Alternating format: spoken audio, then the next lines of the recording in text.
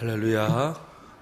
오늘도 하나님 기뻐 받으시는 예배 드리기를 원합니다. 다 같이 자리에서 일어나셔서 우리 함께 찬양할까요? 우리 주는 위대하며.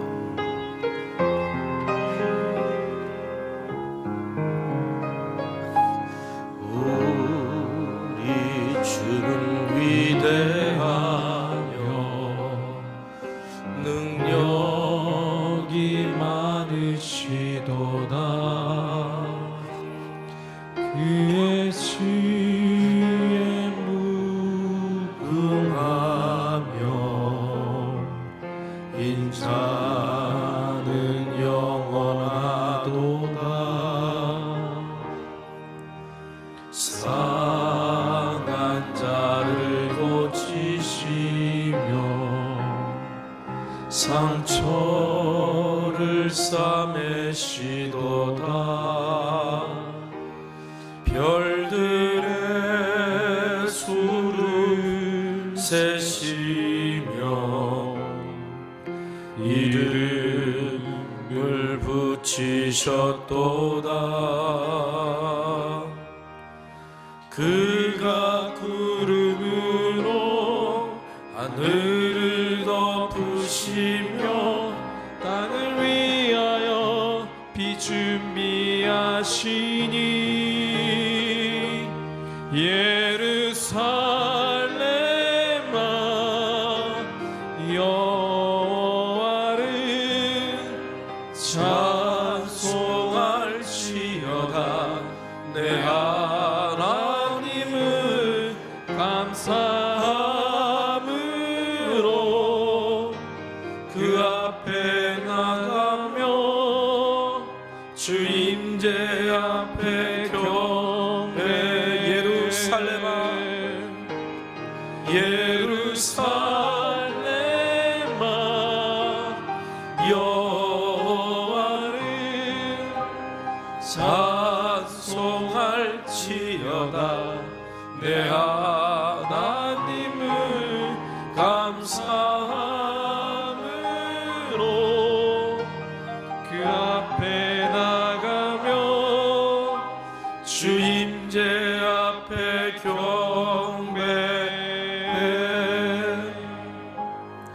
하나님은 영이십니다. 영이신 하나님께 영과 진리로 예배합시다.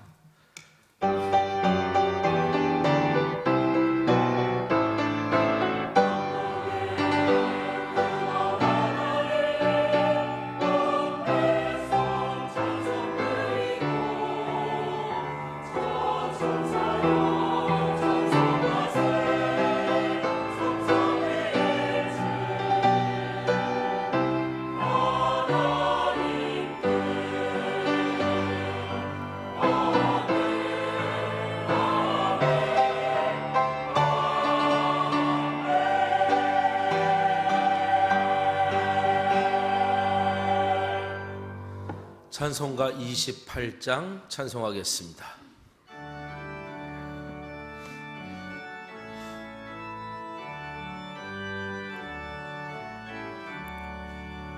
고개 들어 강림하사 찬송하게 하소서. 한량없이 자비하시 증량할 길 없도다. 천사들의 찬송가를 내게 가르치소서. 구속하신 그 사랑을 항상 찬송합니다. 주의 크신 도움 받아 이때까지 왔으니 이와 같이 천국에도 이르기를 바라네.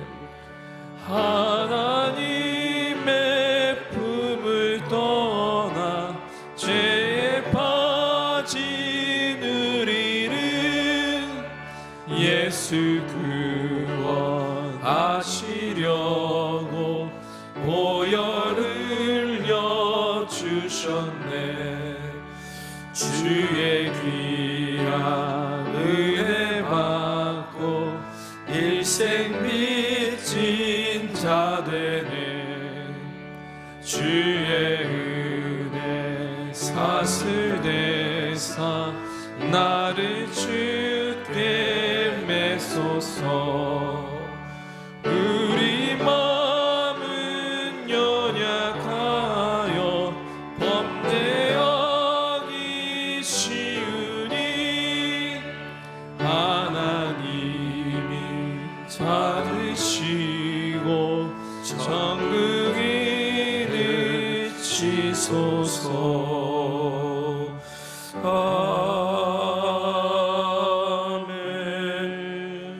사도신경으로 우리의 신앙을 고백합니다. 전능하사 천지를 만드신 하나님 아버지를 내가 믿사오며 그 외아들 우리 주 예수 그리스도를 믿사오니 잉태하사 동정녀 마리아에게 나시고 본디오 빌라도에게 고난을 받으사 십자가에 못 박혀 죽으시고 장사한 지 사흘 만에 죽은 자 가운데서 다시 살아나시며 하늘에 오르사 전능하신 하나님 우편에 앉아 계시다가 저리로서 산 자와 죽은 자를 심판하러 오시리라. 성령을 믿사오며 거룩한 공회와 성도가 서로 교통하는 것과 죄를 사하여 주시는 것과 몸이 다시 사는 것과 영원히 사는 것을 믿사옵나이다. 아멘.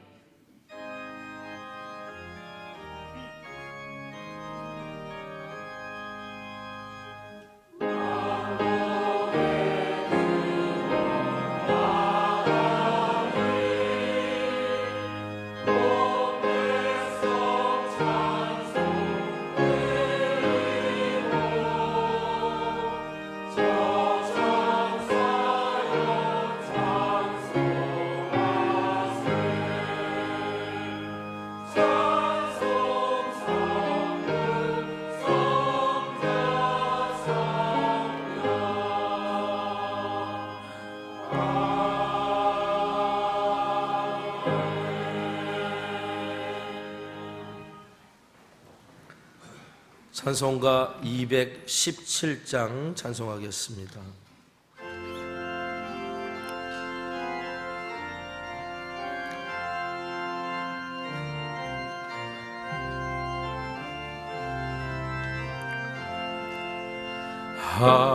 하나님이 말씀하시기를 내 맘을 나에게 바치어라. 어디 있든지 날 섬기며 기쁘게 날 항상 의지하라. 바치어라 내 마음을 주께서 나에게 이르시네. 캄캄한 죄에서 불러내신 주께서 늘 인도하시리라. 구주께서 말씀하시기를 내 마음을 나에게 다 바치고 사악한 죄에서 벗어나면 나 어찌 널 구원 않겠느냐. 바치어라 내 마음을 주께서 나에게 이르시네. 캄캄한 죄에서 불러내신 주께서 늘 인도하시리라. 성령께서 말씀하시기를 가지마 모든 것 다 맡기고 내 맘도 기쁘게 바치어라 풍성한 은혜를 더하리라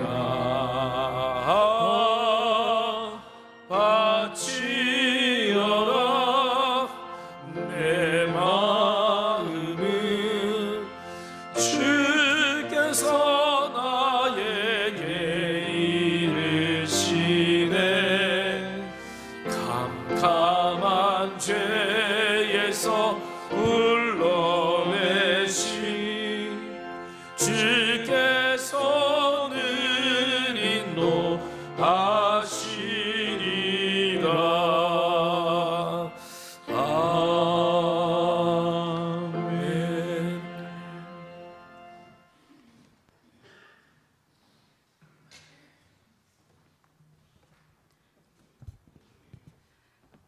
이스라엘아 들으라 우리 하나님 여호와는 오직 유일한 여호와이시니 너는 마음을 다하고 뜻을 다하고 힘을 다하여 내 하나님 여호와를 사랑하라. 모세를 통하여 거듭 계속해서 듣게 하시는 이 하나님의 명령이 오늘 우리 공동체에게 주시는 살아있는 말씀으로 들리게 하시니 감사합니다.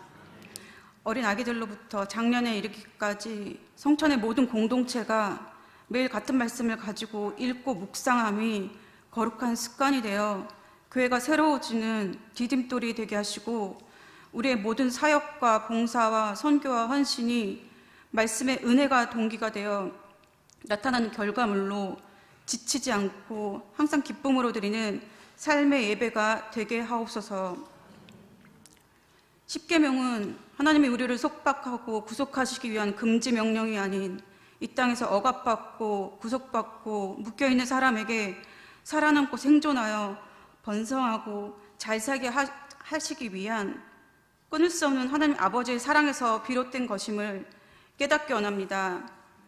죽을 수밖에 없는 죄인이 살기 위해 목숨을 걸고 달려가는 도피성처럼 하나님의 말씀을 붙쫓아 살아감이 우리의 마음과 영혼을 지키며 죽지 않고 다시 살게 되는 은혜의 도피성이 되기를 기도합니다.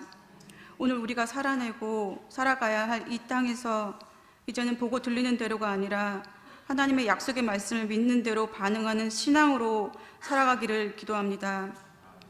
낯설고 두려운 땅, 한 번도 가보지 않은 땅이지만 이미 우리 앞에 그 땅을 두셨다고 약속하셨기에 올라가서 차지하라, 두려워하지 말라, 주저하지 말라 말씀하실 때 경계를 넘어서는 순종으로 하나님이 주시는 아름다운 땅을 받고 누리는 복된 인생이 되게 하옵소서.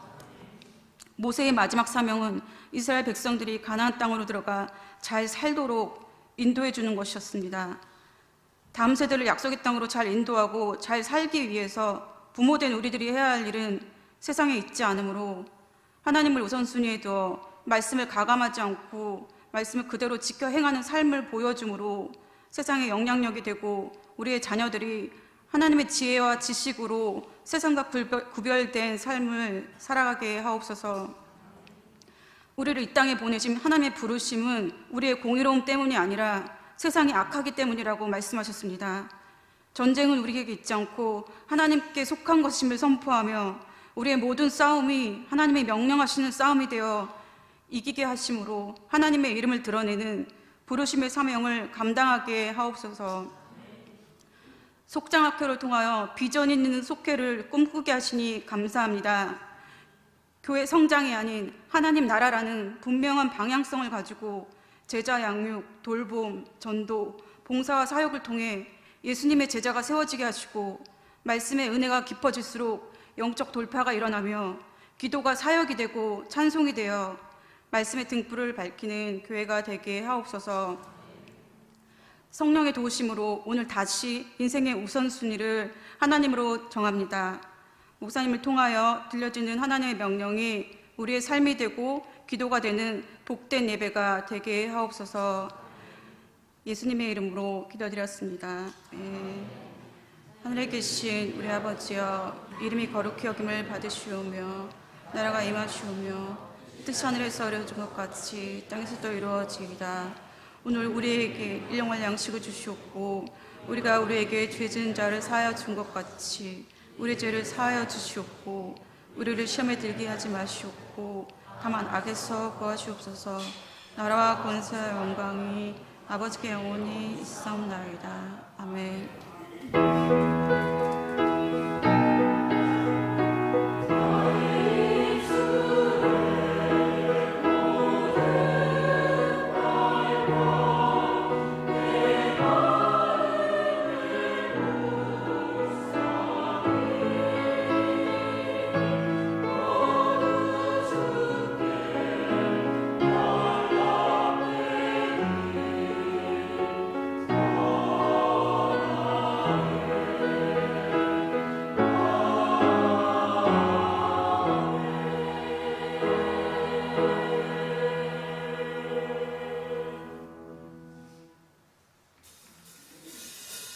모든 것을 낼 수 있네. 나의 힘 되신 능력의 주로 인해 Nothing is impossible.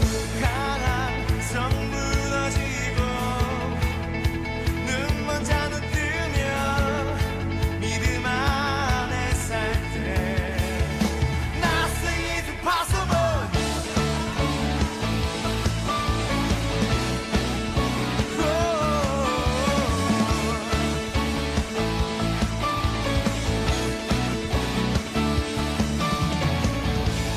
보는 대로 살지 않고 느낀 대로 살지 않는 내 깊은 곳에 계신 주님 모든 것 이루어 주시네. 모든 것을 할 수 있네. 나의 힘 되신 능력의 주로 인해 Nothing is impossible.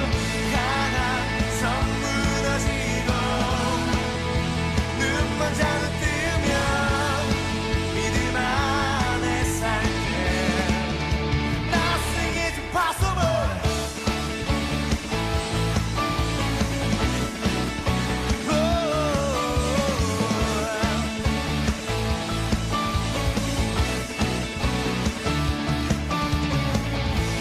보는 대로 살지 않고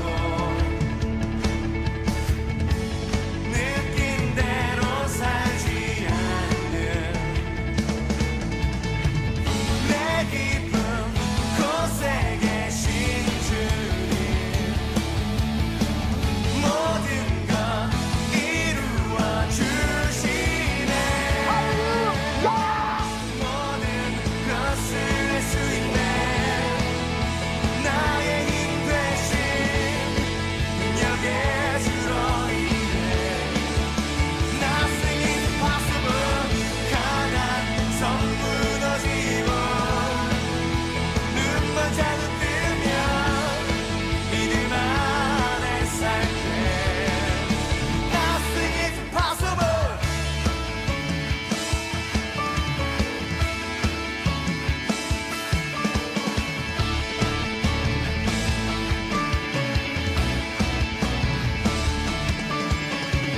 I believe, I believe, I believe, I believe in you. I believe, I believe, I believe, I believe in you. I believe, I believe, I believe, I believe in you. I believe, I believe, I believe, I believe in you. 모든 것을 할 수 있네.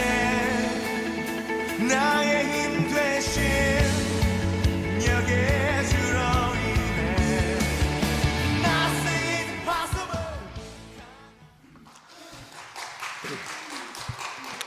우리 우리 필리핀 단기 선교 다녀온 팀들 같이 예배와 사역 그리고 필리핀 선교지의 사람들을 만나고 또 그곳에서 여행하면서 이번에 특별히 청년들 같은 경우는 자기들이 팀을 짜서 이제 대중교통을 이용해서 필리핀 북쪽을 돌고 온 귀한 경험을 하고 왔는데요.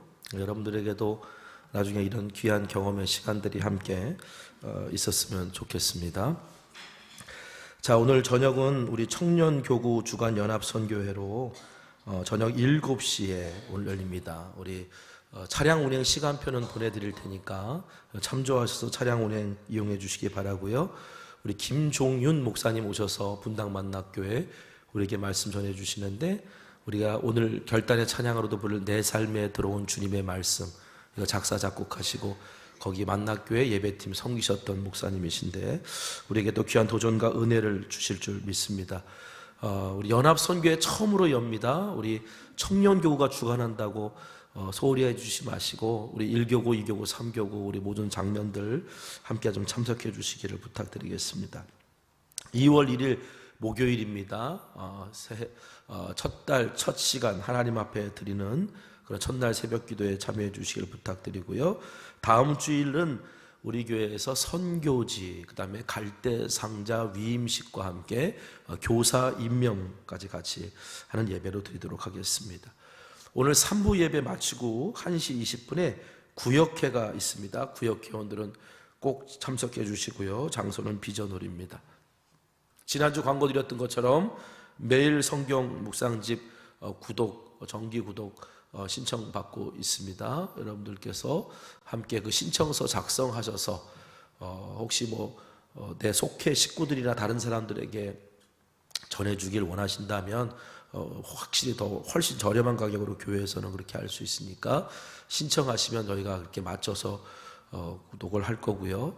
그리고 지난번 초막절 성경 통독기도 완독하셨다고 내셨던 분들은 이번 달 거를 제외하고 우리 신청하시면 됩니다. 거기다가 완독이라 써주셔서 내주시면 되겠습니다. 그다음에 중고등부 겨울 수련회가 이번 주 금요일, 토요일 1박 2일로 교회에서 있습니다. 기도해 주시고요. 꿈샘 학교 스텝 모집하고 있으니까 여러분 관심 가져 주시기를 부탁드립니다. 우리 지난 주간에 우리 이근한 장로님 아버님 되시는 고 이세호 집사님께서 하나님의 부르심을 받았습니다. 많은 분들 위로해 주시고 기도해 주셔서 대신 감사의 인사를 드리고요. 가정을 위로해서 위로해 주시기를 부탁드립니다. 자, 오늘 이 시간 서로 축복하겠습니다. 당신은 하나님의 언약 안에 있는 축복의 통로입니다. 우리 서로 바라보시면서 함께 축복할까요?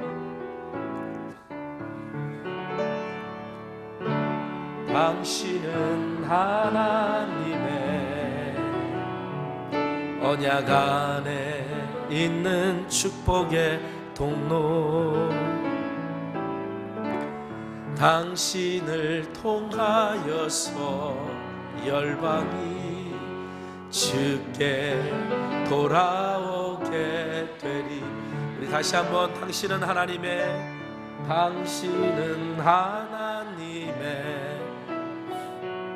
언약 안에 있는 축복의 통로, 당신을 통하여서 열방이 주께 예배하게 되리. 할렐루야. 우리 하나님께 영광 올립니다. 아멘. 자, 오늘 저와 여러분에게 주신 하나님의 말씀은 신명기 10장 12절에서 16절에 있는 말씀입니다. 신명기 10장 12절에서 16절까지 있는 말씀을 저와 여러분이 교독하겠습니다.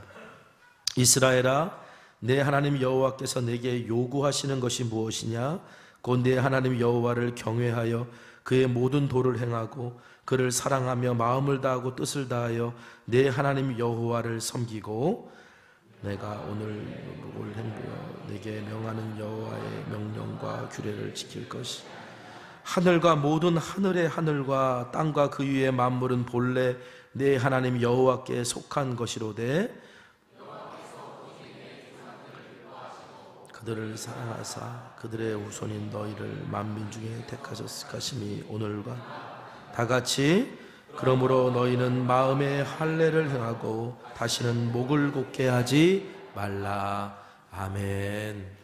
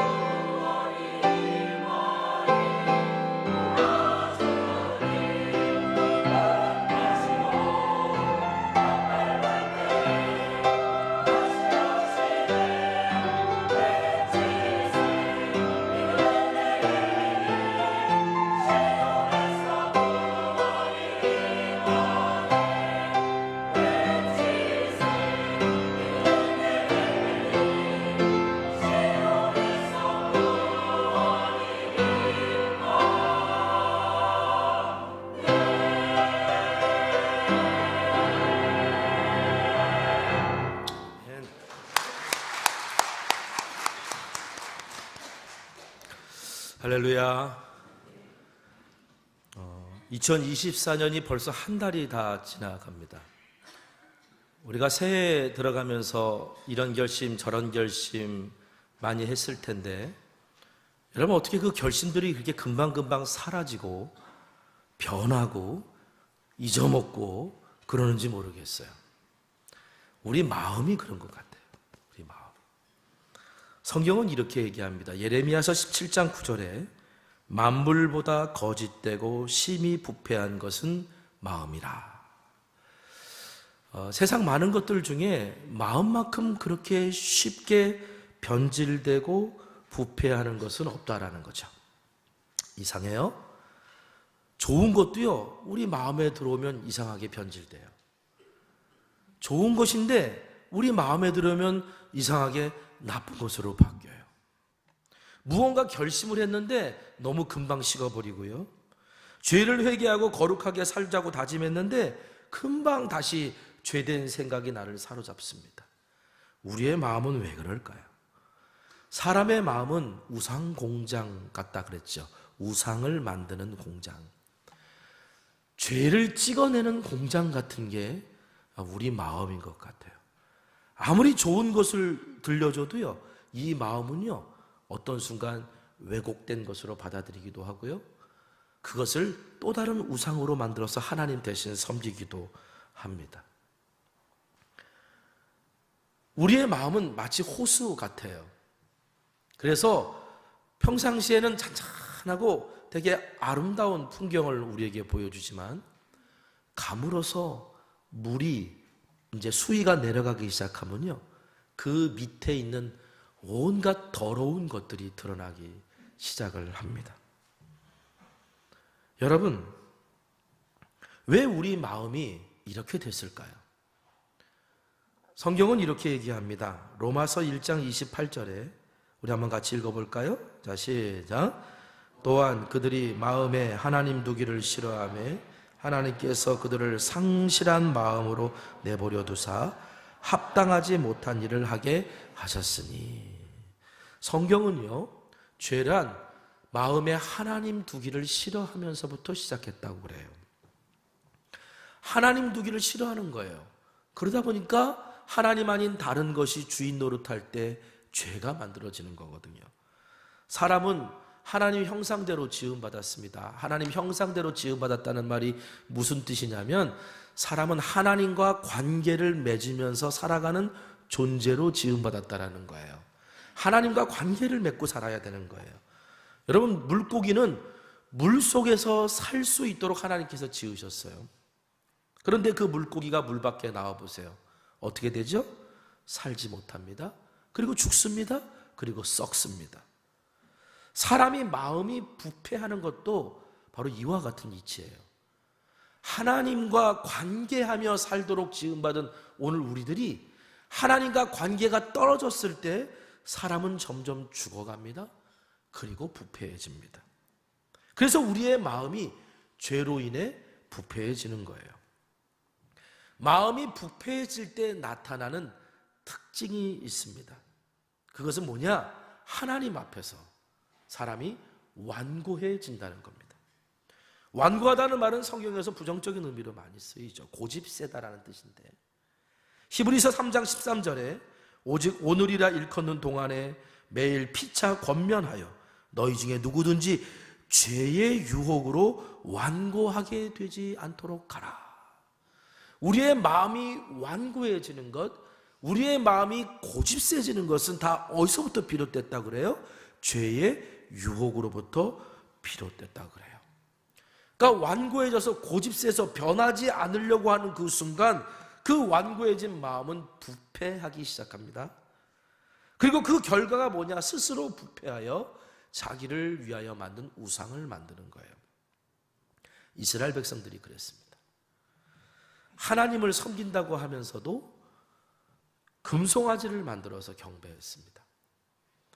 애굽의 옛 생활을 벗어버리지 못하고 자기들을 위하여 우상을 만든 일에 돌이키지 않는 이스라엘 백성들을 보며 우리 하나님이 이렇게 한탄하셨어요. 참, 목이 곧은 백성이로구나 라고.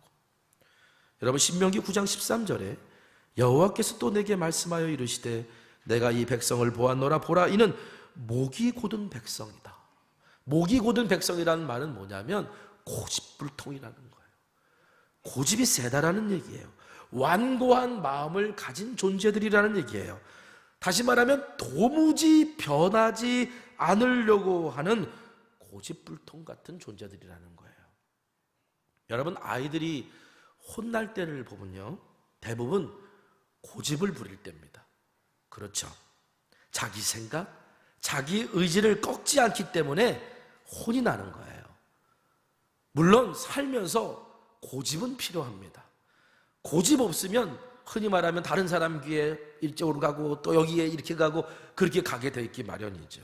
그런데 이 고집이 하나님 뜻 앞에서도 변하지 않으려고 하는 완고함이 되어서는 안 된다는 거예요. 여러분, 하나님은 우리가 날마다 새로워지기를 원하시는 하나님이신 줄 믿으시기 바랍니다. 그럴 수밖에 없어요. 우리 주님은 우리가 생각하는 분보다 훨씬 크신 분이에요. 내가 하나님과 관계를 맺는데 그 하나님이 내가 생각하지 못했던 하나님이신 것을 또 알게 되면 당연히 오늘 내가 변할 수밖에 없어요. 하나님이 얼마나 크고 높고 위대하신 하나님이신데 내가 그 하나님을 알면 알수록 나는 날마다 새로워질 수밖에 없다고요. 그런데 오늘 우리가 하나님의 뜻 앞에서 내가 변하지 않으려고 그래요? 그러면 어떻게 됩니까? 변질되기 시작하는 거예요. 하나님의 뜻에 순종하지 않고 변하지 않으려는 것 자체가 사실은 하나님보다 그것을 위에 두는 우상이 되어버리기 때문에 그렇죠. 여러분, 하나님은 이런 마음을 싫어하십니다. 아무리 좋은 씨앗을 심어도 거기에는 열매가 맺혀지지 않기 때문에 그래요. 결국 이런 마음은 결국 몹쓸 땅이 되고 부패합니다. 그 결과가 뭐라 그랬죠? 스스로 부패하여 자기를 위하여 우상을 만들고 섬기는 그런 모습이 된다는 거죠. 여러분, 이스라엘 백성이 이제 호렙산 아래에 당도했을 때 하나님하고 언약을 맺습니다. 그리고 모세는 하나님이 주시는 두 돌판, 십계명이 적힌 두 돌판을 받으려고 그 시내산 꼭대기로 올라가서 40일 동안 금식합니다.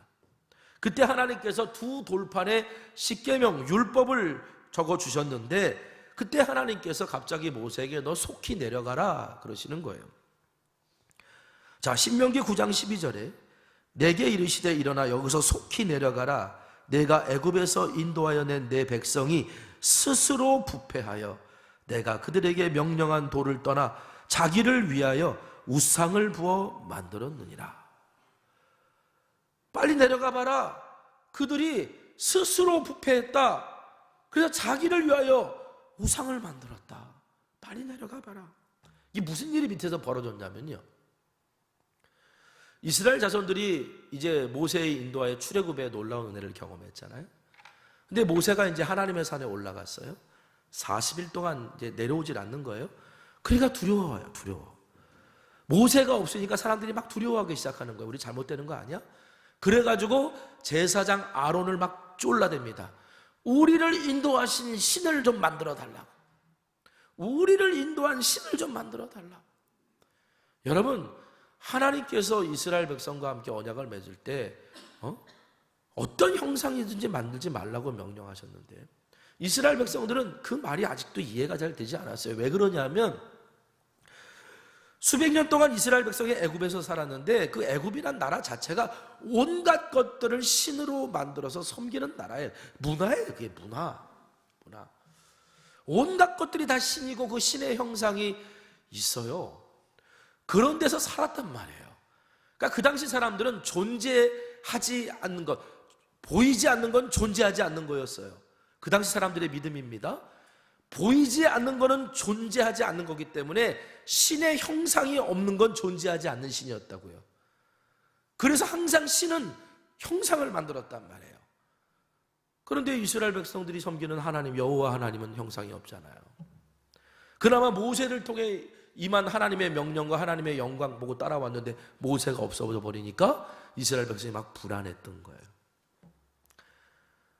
제가 예전에 그 인도 선교사님한테 편지를 받은 적이 있어요. 그 편지를 받고 펑펑 울었어요. 큰아들을 위해 기도해 달라는 내용이었는데 그 아들을 이제 그 인도 현지인 학교에 보낸 거예요. 힌두교 학교에 보냈어요. 그랬더니 거기는 다 힌두 문화고요. 그냥 힌두 신들을 막 가르치고요. 그리고 다 여러 신들을 믿는 그런 문화 속에 이 선교사 아들이 던져지니까 이 아들이 어느 날 그러더래요. 아버지, 하나님이 한 분이시라는 거, 신은 하나라는 게 안 믿어져요. 여러분, 그러니 선교사로 복음 전하러 갔던 그 선교사님이 아들이 그렇게 얘기하는데 얼마나 마음이 무너지겠어. 세상 모든 것들이 다 형상이 있는 신들을 섬기는데 오로지 이스라엘만 형상이 없는 신을 섬기다 보니까 이 사람들이 볼 때 답답한 거예요. 그래가지고 막 쫄라댔어요. 그랬더니 제사장 아론이 금송아지를 만들어 줍니다. 그걸 보고 이스라엘 백성이 안심하고, 야, 이 금송아지야말로 우리를 애굽에서 인도한 우리 하나님이다. 그러면서 거기서 막 기뻐하고 경배하고 춤을 추고 찬양하는 거예요. 하나님이 이 모습을 보시면서 한탄하시는 거예요. 야, 이스라엘이야말로 정말 목이 곧은 백성이구나. 도대체 변하지 않으려고 하는 족속들이구나 라고 안타까워하세요. 여러분, 만약 이때 모세가 하나님 앞에 나아가서 목숨을 걸고 기도하지 않았다면 이스라엘 백성들은 거기서 다 죽었을 거예요. 모세가 율법을 받으러 올라갔을 때 40일 동안 금식을 했어요. 얼른 내려가 봐라고 내려갔더니 백성들이 금송아지 만들고 경배해요. 그걸 보고 금송아지를 두 돌판을 확 내려서 깨버리고, 그리고선 모세가 하나님께 용서를 빌려고 어디로 올라가냐면 다시 산으로 올라가요. 그 언약궤 돌판을 왜 깼냐면, 여러분이 하나님의 언약궤 돌판대로 하면 저 다 죽어야 돼요. 그러니까 그냥 깨버린 거예요. 그리고서 다시 올라가요. 다시 올라가서 뭘 합니까? 40일 동안 또 금식해요. 80일을 금식하는 거예요. 여러분, 지금 모세가 내가 죽었다고 기도한 게 아니라 모세는 이미 이스라엘을 위해 대신 죽은 자로서 기도한 거예요. 제발 이스라엘 좀 살려달라고. 80의 노구가 80일을 금식하고. 저희 아버님 10년 맞이하셨다고 3일 금식하셨다가 큰일 날 뻔하셨거든. 그런데 80일 금식을 했단 말이에요. 이미 죽으려고 작정을 하고 기도한 거죠. 이스라엘을 살리기 위해서. 그래서 이스라엘이 다시 살아요. 그래서 하나님이 언약궤를 언약의 두 돌판을 다시 만들어 주시고 이스라엘 백성으로 하여금 그것을 들고 다시 약속의 땅으로 가라고 명령하십니다. 그리고서 40년이 지났어요. 40년이 지난 오늘 모세가 요단 동편에서 이스라엘 백성들을 불러놓고 이제 얘기하는 거예요. 그게 신명기잖아요. 그리고 오늘 본문에서 이렇게 말합니다. 신명기 10장 12절에 이스라엘아, 내 하나님 여호와께서 내게 요구하시는 것이 무엇이냐? 이스라엘아, 내 하나님 여호와께서 너희에게 요구하는 것이 무엇이냐? 이건 오늘 우리에게도 하나님이 하시는 말씀이에요. 내가 너희에게 원하는 게 뭔 줄 아느냐? 여러분, 하나님이 원하시는 게 뭐였을까요? 한번 읽어봅시다. 신명기 10장 12절 13절입니다. 자, 시작. 곧 내 하나님 여호와를 경외하여 그의 모든 도를 행하고 그를 사랑하며 뜻을 다하여 내 하나님 여호와를 섬기고 내가 오늘 내 행복을 위하여 내게 명하는 여호와의 명령과 규례를 지킬 것이 아니냐. 제가 오늘 말씀을 묵상하면서 특별히 저한테 다가왔던 말씀이 뭐였냐면요, 신명기 10장 13절이에요. 내가 오늘 내 행복을 위하여 내게 명하는 여호와의 명령과 규례를 지킬 것이 아니냐. 여러분, 하나님이 오늘 우리에게 명령과 규례를 주셨어요. 그건 우리를 막 속박하려고 하신 게 아니에요. 우리를 막 힘들게 하시려고 그러는 게 아니에요. 하나님은 분명히 오늘 우리에게 말씀하셨어요. 내가 너희에게 명령과 규례를 준 것, 나를 섬기라고 한 것, 나를 사랑하라 한 것, 나를 향해 일하라고 한 것, 이건 다 뭐냐? 너희들의 행복을 위해서다. 너희들의 행복을 위해서 준 거다. 그러니 너희들 행복하길 원해. 너희들 행복하려면 나를 경외해, 하나님을 경외해. 모든 도를 행하라는 말은 하나님이 가라 하신 길로 가. 그러면 행복할 거야. 하나님을 사랑하고 섬겨, 마음과 뜻을 다해. 그러면 행복할 거야. 하나님의 명령과 규례를 지켜. 그러면 행복할 거야. 이건 다 너희들의 행복을 위해서 내가 너희에게 준 명령이야.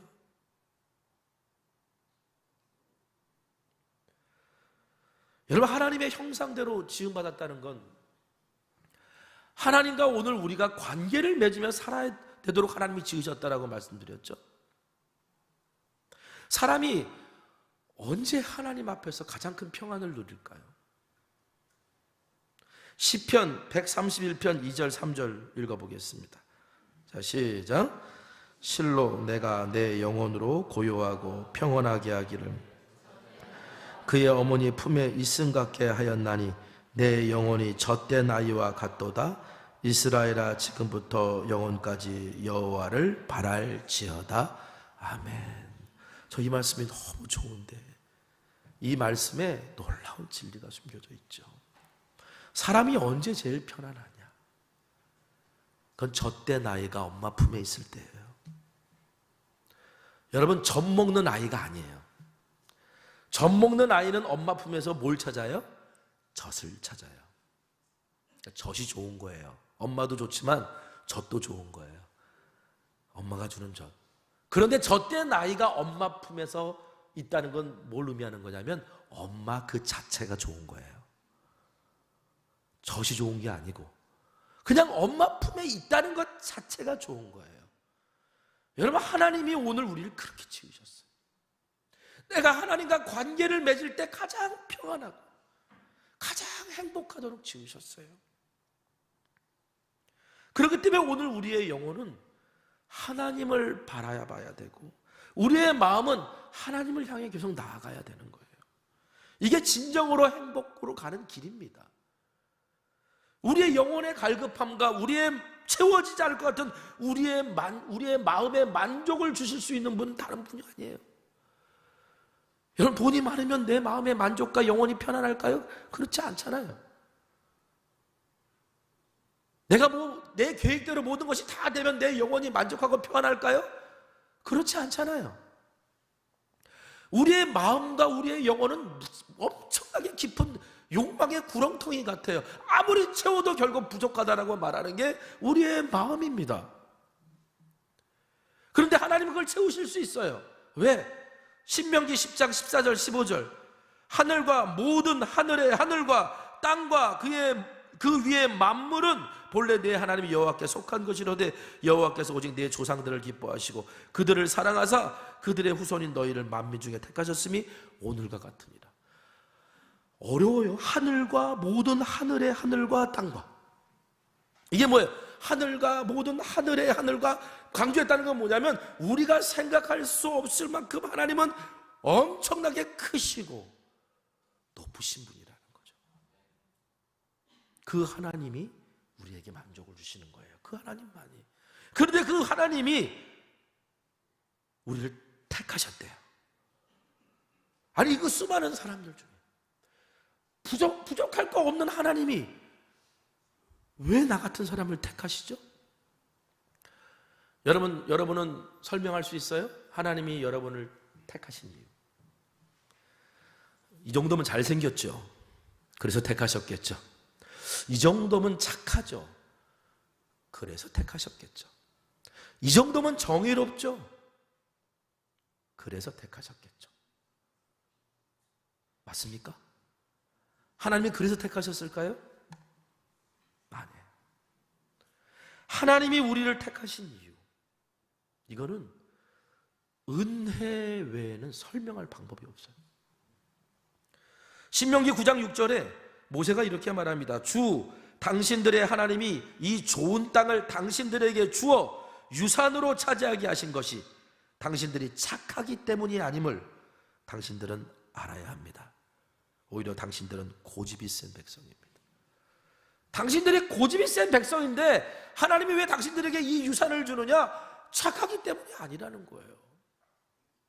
우리가 왜 천국 가냐? 착하면 천국 가요? 정의로우면 천국 가요? 성실하면 천국 가요? 아니라는 거예요. 그게 조건이 아니라는 거예요. 만약에 그게 조건이면요, 우리는 하나님 앞에서 주님 저 이만큼 착했습니다 자랑해야 되고요, 저 이만큼 정의로웠습니다 자랑해야 되고요, 저 이만큼 성실했습니다 자랑해야 돼요. 근데 성경은 그런 거 자랑하지 말라 그래요. 여러분, 하나님 우리를 선택하신 이유는 딱 하나예요. 은혜예요. 목이 곧은 백성임에도 불구하고, 야, 이렇게 목이 곧은 백성, 뻣뻣한 백성, 고집센 백성은 처음 본다. 그런데도 불구하고 하나님이 그들을 왜 택하셨어요? 은혜 외에는 답이 없어요. 여러분, 여기서 우리가 진리를 깨닫습니다. 모든 문제의 답은 어디에 있냐? 은혜에 있어요. 우리 앞에 사람하고 이야기해 봅시다. 은혜의 답이 있습니다. 여러분, 은혜의 답이 있어요. 왜 내가 미워하지, 용서하지 못할까? 은혜의 답이 있는 거예요. 하나님이 왜 가라 하신 길로 왜 내가 가지 못할까? 은혜의 답이 있는 거예요. 왜 내가 시기하고 질투할까? 은혜의 답이 있는 겁니다. 은혜가 사라지고 떨어지니까 그렇게 된 거예요.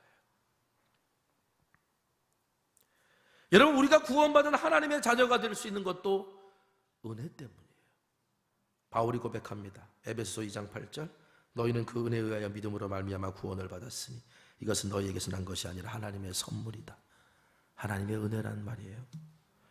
여러분, 우리가 주님을 위해 일할 수 있는 것도, 주님을 위한 일꾼이 될 수 있는 것도 은혜예요. 에베소 3장 7절 우리 한번 같이 읽어보겠습니다. 자, 시작.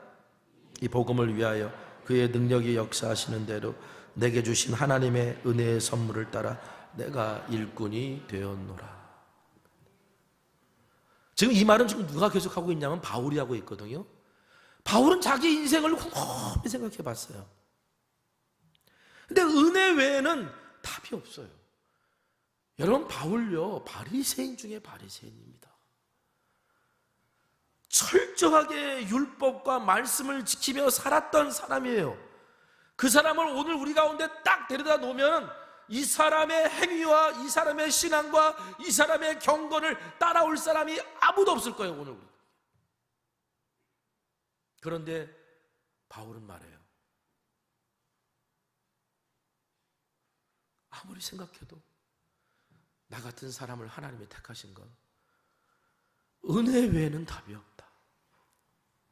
고린도전서 15장 10절, 그러나 내가 나 된 것은 하나님의 은혜로 된 것이니 내게 주신 그의 은혜가 헛되지 아니하여 내가 모든 사도보다 더 많이 수고하였으나 내가 한 것이 아니 오직 나와 함께 하신 하나님의 은혜로라. 여러분, 은혜가 답입니다. 은혜가 있으면요, 우리 마음에 무엇을 심든지 어떤 말씀이 주어지든지 그 말씀이 30배, 60배, 100배의 결실을 맺어요. 우리 마음이 옥토 같은 거니까. 은혜가 있는 마음은 옥토 같은 마음이거든요. 근데 은혜가 없으면요, 아무리 좋은 씨앗을 주고 아무리 좋은 말을 들려줘도요, 그거를 우리 안에서 끊임없이 왜곡시키고 변질시키고 들으려고 하지 않고 그래요. 은혜가 없는 마음은 금방 굳어버립니다. 그리고 부패합니다. 이런 마음에는 하나님이 아무리 좋은 것을 줘도 받지 않습니다. 그래서 우리 마음에 은혜가 있어야 되는 거예요. 이스라엘이 목이 곧은 백성이 된 것도 바로 그 은혜가 사라졌기 때문이에요. 그래서 모세가 말합니다. 신명기 10장 16절 같이 읽겠습니다. 자, 시작. 그러므로 너희는 마음의 할례를 행하고 다시는 목을 곧게 하지 말라. 우리가 어떻게 딱딱한 마음, 고집센 심령이 되지 않을 수 있느냐? 그 마음의 할례를 받아야 된다는 거죠. 그러니까 할례를 받는 의식이, 할례 의식이 우리 마음에서 일어나야 된다는 거예요. 사도 바울은 이렇게 말해요. 이것을 로마서 12장 2절에 너희는 이 세대를 본받지 말고 오직 마음을 새롭게 함으로 변화를 받아. 마음의 할례라는 것은 다른 말로 하면 마음을 새롭게 함으로 변화를 받는 거예요. 근데 육신의 할례는 단 한 번이지만 마음의 할례는 계속 받아야 되는 거예요. 마음을 새롭게 하는 것도 마찬가지예요. 계속 하나님이 주시는 은혜가 흘러야 오늘 우리 안에 더러운 물이 고이질 않아요. 여러분, 일주일 동안 여러분 하나님을 몇 번이나 생각하십니까? 혹시 주일날 아침에 오늘 교회 가는 날이네, 하나님을 한번 생각하고 가야지, 주일날 아침에 딱 한 번 생각하고 오시는 분 계십니까? 일주일에 6일은 내가 하나님과 상관없이 살다가 주일이 돼서야 비로소 하나님을 의식하고 있지는 않습니까? 기업을 잘 운영한 유명한 기업인들을 보면요, 이 사람들은 늘 공부해요. 끊임없이 새로운 것들을 배우려고 했어요. 나라를 잘 이끌었던 정치인들을 보면요, 이 사람들은 대부분 다 독서광들이에요. 왠 줄 아세요? 세상은 변하잖아요. 세상은 변하는데 과거의 경험과 지식만으로 올바른 판단을 내릴 수 없는 거예요. 한 공동체를 이끌어가고 한 나라를 이끌어간 사람이 과거의 경험과 지식만으로 어떻게 지금을 판단하고 미래를 계획할 수 있습니까? 그러니까 끊임없이 공부하는 거예요. 세상 일도 끊임없이 공부해야 되는 판에 하나님의 일은 어떨까요? 여러분, 일주일에 딱 한 번 내가 교회 나와요? 거기서 예배 드린다고 내가 세상에서 그리스도인다운 결정을 하며 살 수 있으실 것 같습니까? 그리스도인답게 여러분 살 수 있으실 것 같아요? 여러분에게 찾아오는 죄의 유혹을 여러분 얼마든지 다 이겨내실 수 있을 것 같아요? 만일 그렇게 생각하신다면 착각입니다. 그렇다고 요즘처럼 바쁜 세상에 얼마나 바쁜지 몰라요. 예전에는요, 제가 어제 집회가 있어가지고 새벽에 교회에서 떠나면 한 5시, 한 6시쯤 돼도 안 막혔어요, 차가. 그런데 요즘은 6시에 나가면 차가 막히더라고요. 출근들 하려고 막 이제 가는 거예요. 야, 이렇게들 열심히들 하시는구나. 이렇게들 세상이 바쁘구나. 여러분, 이렇게 열심히 살고 바쁜 세상에서 어떻게 매일같이 교회 나와가지고 모든 예배 빠지지 않고 예배 드리면 좋겠지만 그게 쉬운 일은 아니잖아요. 이제 여러분에게 매일매일 하나님을 생각하고 하나님 마음에 합한 사람으로 살 수 있는 길을 소개하려고 합니다. 바로 일상의 경건 훈련입니다. 매일 나의 삶을, 나의 일터를 주님이 임하시는 지성소로 만드는 훈련. 경건 훈련이라 하면 내가 성경을 읽고 기도하고 경건서적을 읽으며 봉사하고 섬기는 삶을 통해 그리스도를 닮아가는 훈련입니다. 이거를 다른 말로 그리스도인의 영성 형성이라고 부르기도 해요. 달라스 윌러드의 마음의 혁신이라는 책에 보면 그리스도인의 영성 형성을 이렇게 말합니다. 그리스도인의 영성 형성이란 성령의 주도로 인간의 자아의 내면 세계가 형성되되 그리스도의 내면을 닮아가는 과정이다. 성령의 주도로 그리스도를 닮아가는 게 그게 그리스도인의 영성 훈련이고 이게 경건 훈련의 목표예요. 여러분, 우리는 무언가 꾸준히 관계를 맺을 때 그것을 닮게 되어 있습니다. 우리가 세상하고 꾸준히 관계를 맺으면 누굴 닮을까요? 세상을 닮아요. 그런데 내가 하나님하고 꾸준히 관계를 맺으면요, 하나님을 닮게 되어 있어요. 그런데 보세요, 세상과 꾸준히 관계를 맺으려고 하는 건 노력할 필요가 없어요. 왜 그렇죠? 우리의 마음은 이미 세상을 닮으려고 그쪽으로 쏠려 있기 때문에 이건 노력 안 해도 자동적으로 됩니다. 그런데 하나님을 닮으려고 하는 것, 하나님을 내 마음에 두려고 하는 건 노력해야 되는 거예요. 왜? 세상의 물살을 거스르는 거기 때문에. 지금 우리 안에는요, 성령의 인도로 하나님을 향하는 방향과 죄로 인해 육체를 따르게 하려는 방향이 막 싸웁니다. 사도 바울이 이렇게 말해요. 갈라디아서 5장 17절 같이 읽겠습니다. 시작. 성령을 거스르고 성령은 육체를 거스르냐, 이 둘이 서로 대적함으로 너희가 원하는 것을 하지 못하게 하려 함이니라. 육체의 소욕은 성령을 거스리고, 성령과 육체가 끌고 가려고 하는 게 있는데 서로가 서로의 것을 하지 못하도록 우리 안에서 계속 싸운다는 거예요. 여러분은 보통 뭐가 이깁니까? 성령이 이기십니까? 여러분의 육체가 이깁니까? 매일 비겨요? 오늘 성령의 인도하심을 따라 사는 자 되기를 간절히 소망합니다. 그러기 위해서는 꾸준히 하나님과 인격적인 관계를 맺으며 살려고 해야 된다는 거예요. 육신의 할례는 단 한 번이지만 마음의 할례는 계속돼야 될 것이기 때문에 우리의 마음도 날마다 새로워져야 되는데, 그러기 위해서는요, 내가 은혜를 느껴야 돼요.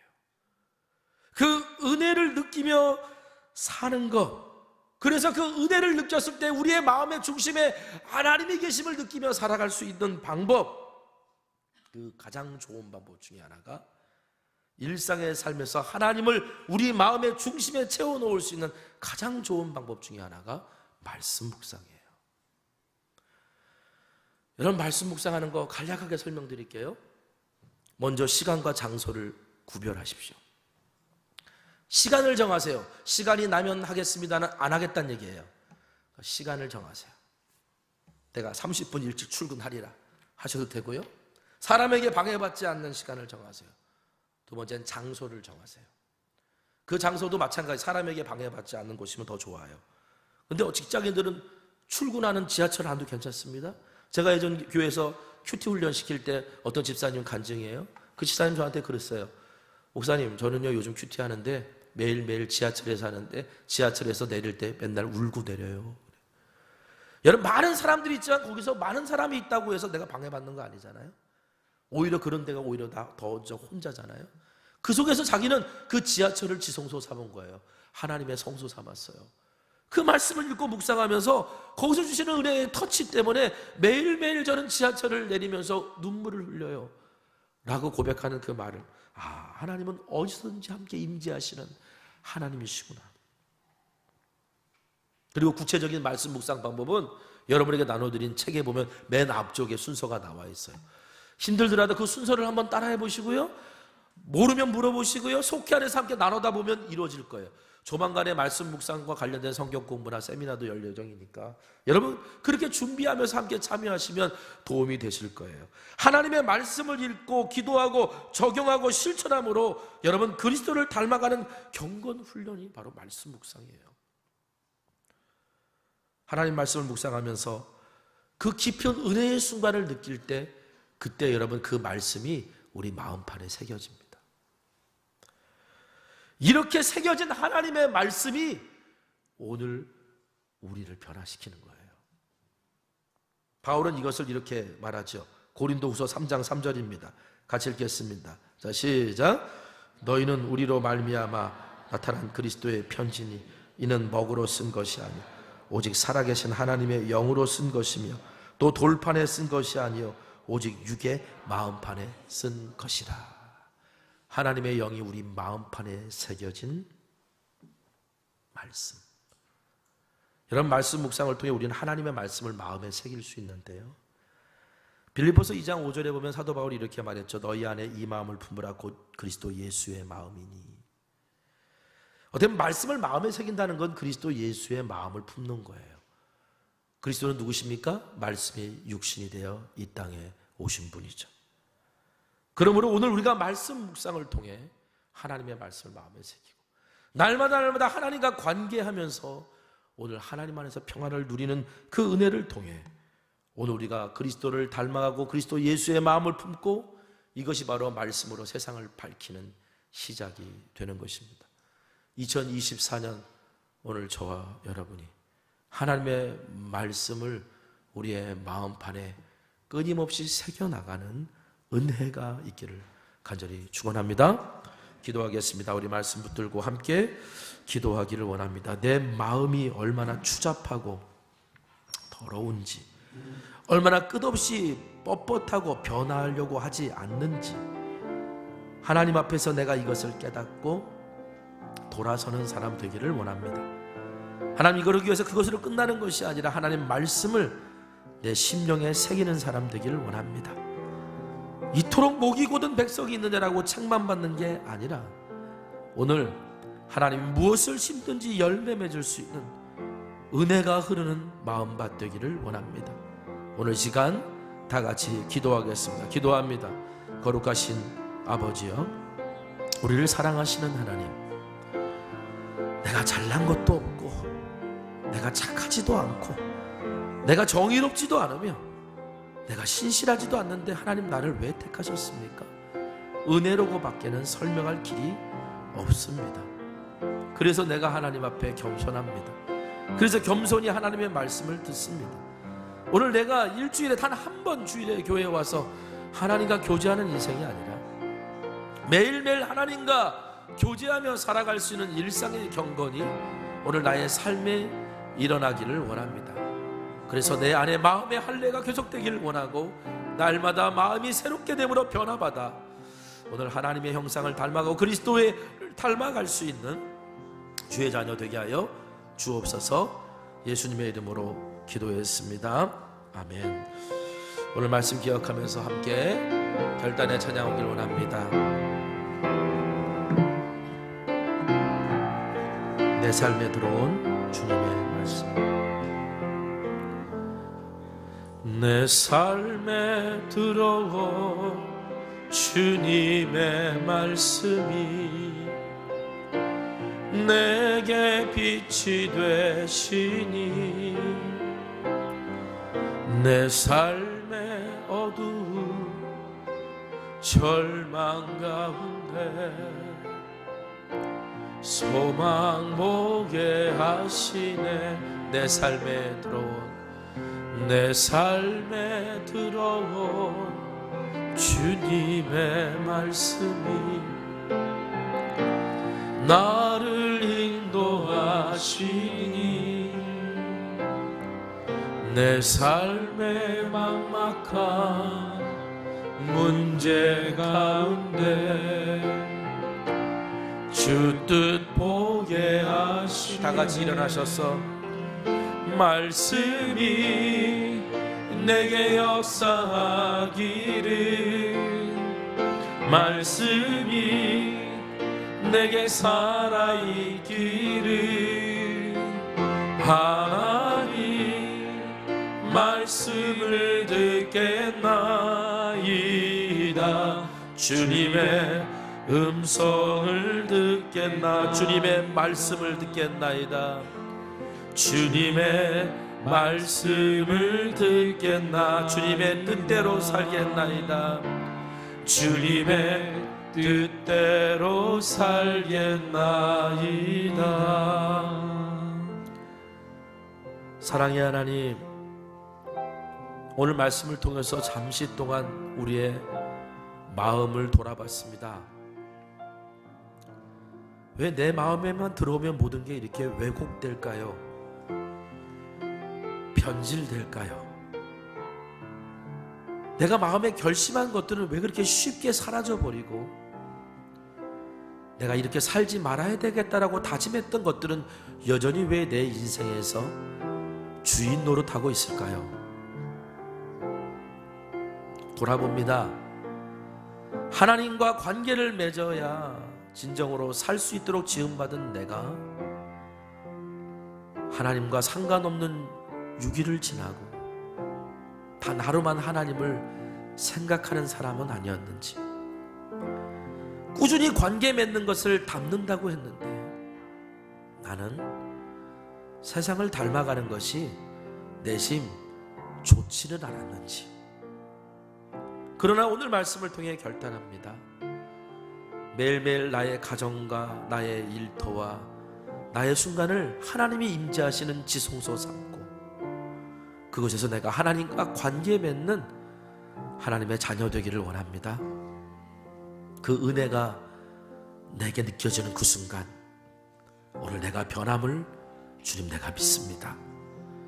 오늘 우리가 주님의 말씀을 듣고 묵상할 때 주님 그 말씀을 통해 당신의 음성을 들려주시고 당신의 손길을 느끼게 하여 주시옵소서.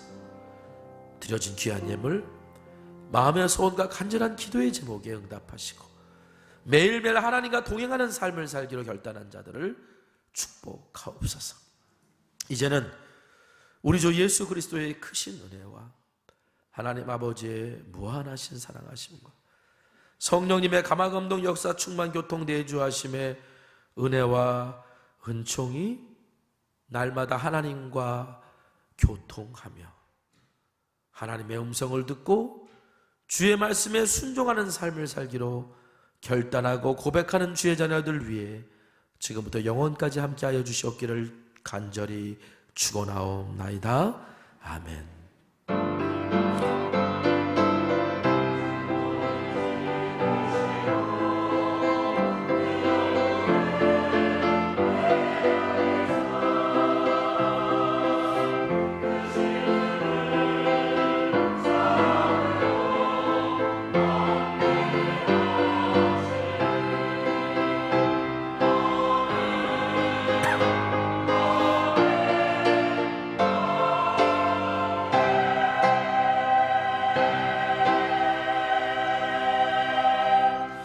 찬양하겠습니다. 오늘 말씀 가지고 여러분의 삶의 자리가 하나님이 임하시는 그 나라가 되기를 소망하며 나아갔으면 좋겠습니다.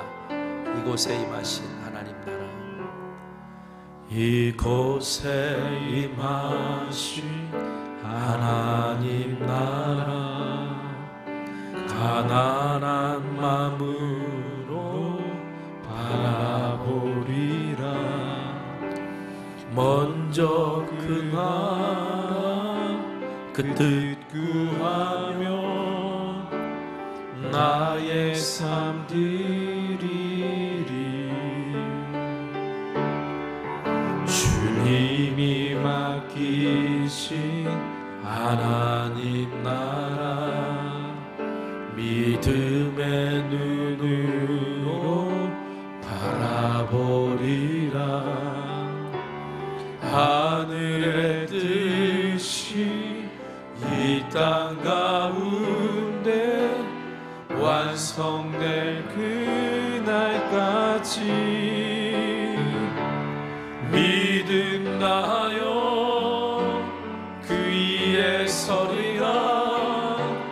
하나님의 나라는 무너지지 않으리. 믿음 다하여 그 나라 세워가리라. 주님 곧 오실 때까지 하나님 믿음 다하여 그 위에 서리라. 하나님